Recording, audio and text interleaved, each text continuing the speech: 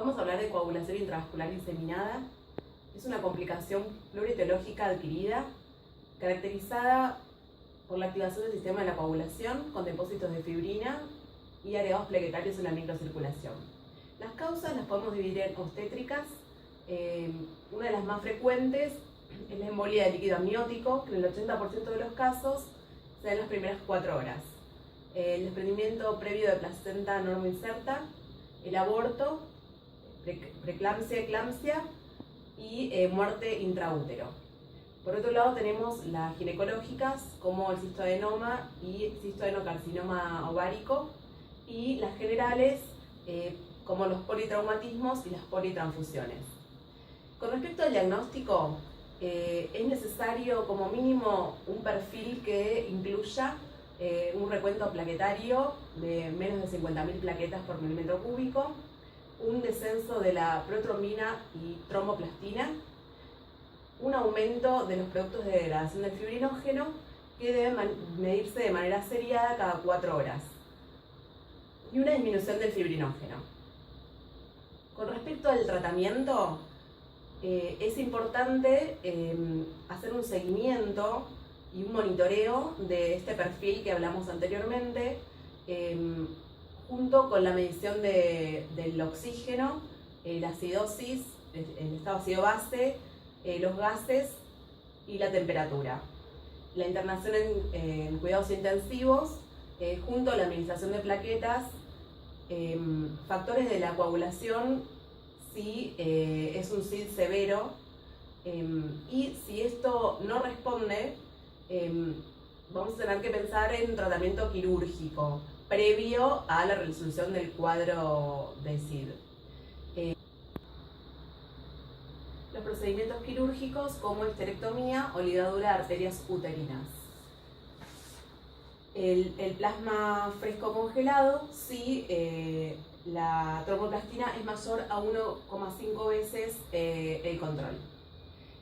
Con respecto a las consecuencias de este cuadro, pueden ser hemorragias, shock, acidosis, hipoxia y daño isquémico a tejidos. Y la prevención se basa en un tratamiento precoz y oportuno si se sospecha el cuadro, y evitar las maniobras obstétricas bruscas y traumáticas. Bueno, empezamos ahora con la parte de la clase correspondiente al manejo de la paciente oncológica durante el embarazo.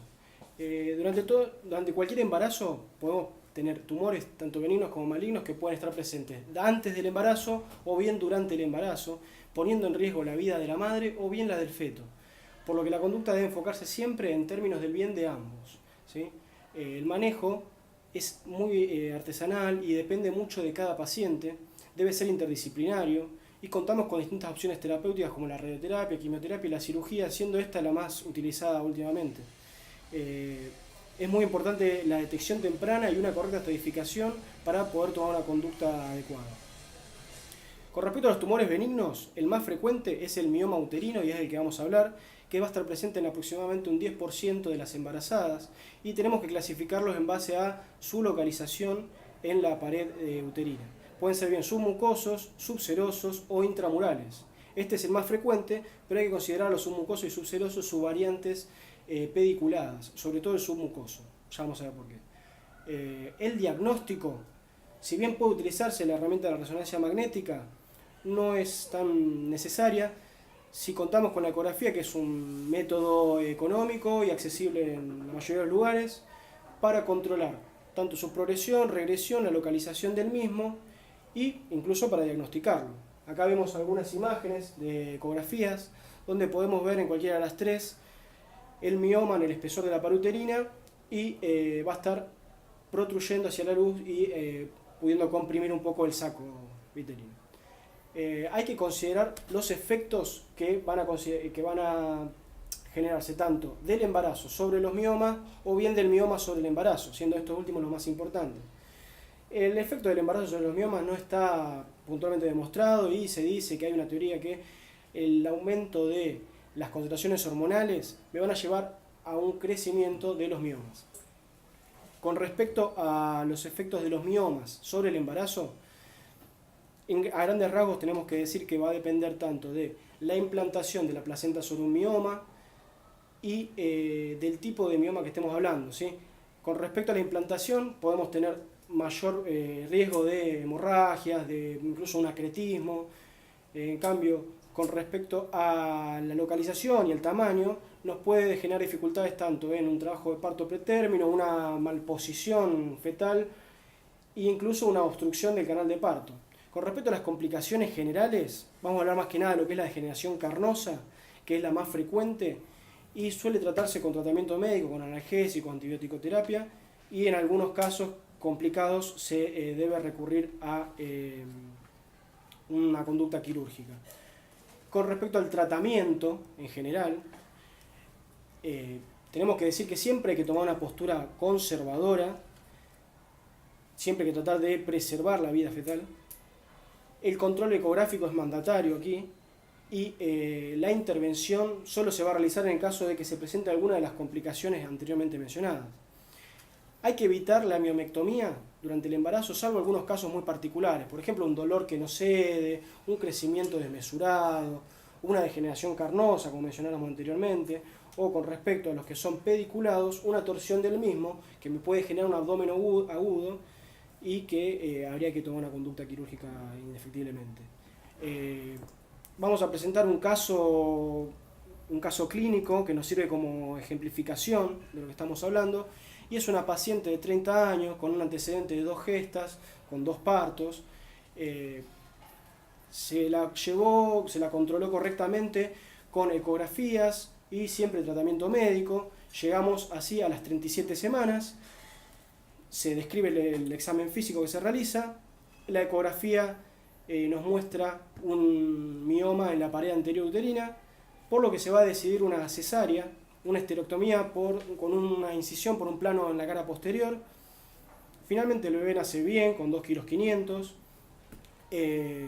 Se le da de alta al 6º día, ambas evolucionan correctamente, y esto es un caso que nos demuestra cómo con un correcto seguimiento ecográfico y tratamiento médico podemos llevar adelante un embarazo con un mioma uterino. Ahora vamos a pasar a lo que son los tumores malignos durante el embarazo. 1 de cada 1000 embarazos se complican por la existencia de un cáncer. Como bien decía mi compañero anteriormente, el abordaje debe ser interdisciplinario. Si bien los tumores abarcan más de lo ginecológico, en esta clase vamos a abordar principalmente lo que es el cáncer de cuello uterino, el cáncer de mama y el cáncer de ovario.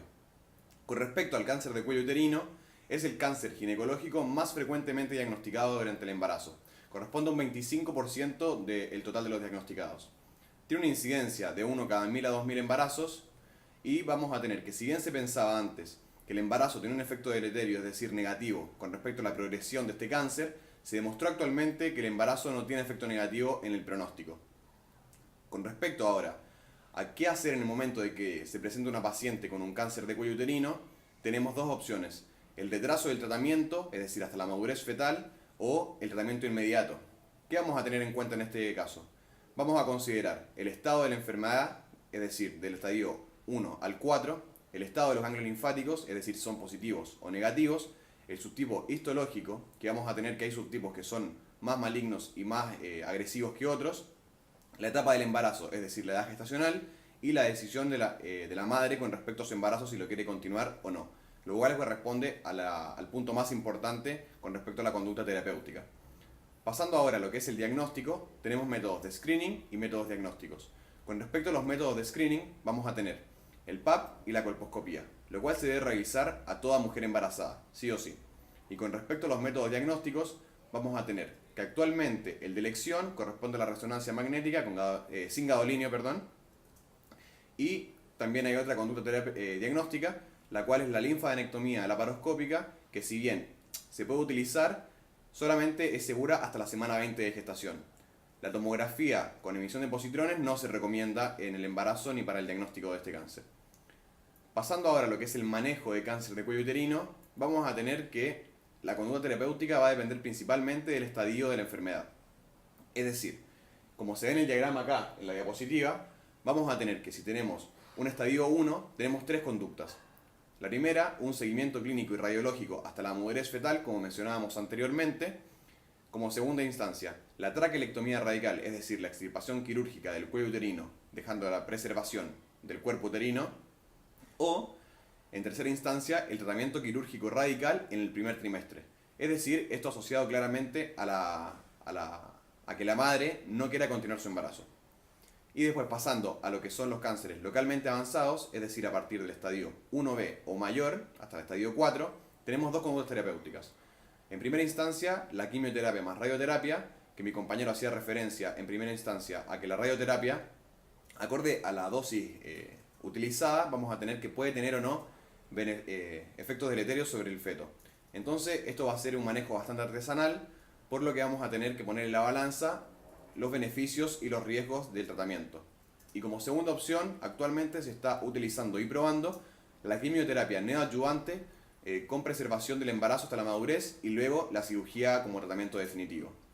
Con respecto, por último, a la finalización del embarazo, tenemos las dos vías de elección, es decir, por parto vaginal o por cesárea.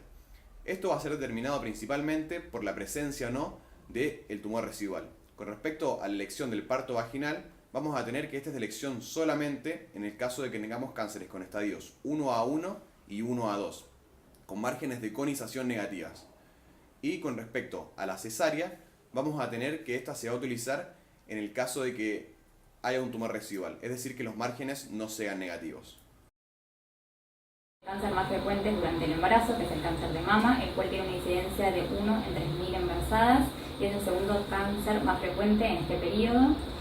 El tipo histológico más frecuente es el ductal, con una incidencia del 70%, seguido por el lobulillar. Y al futuro se espera que aumente el número de casos debido a la edad materna avanzada, que cada vez se da a una edad mayor. El diagnóstico suele hacerse tardíamente, transcurriendo varios meses hasta su confirmación diagnóstica, lo cual se atribuye a los cambios fisiológicos a nivel local que ocurren en la glándula, es decir, en la mama. El rendimiento de algunos estudios disminuyen, como por ejemplo la tomografía, por el aumento de la densidad a nivel local. Y la primera manifestación es el nódulo palpable no doloroso, aunque cualquier lesión que persista por 2 o más semanas debería biopsiarse. La ecografía es el estudio con mayor rendimiento, ya que es inocuo tanto para la madre como para el feto y además por su mayor penetrancia.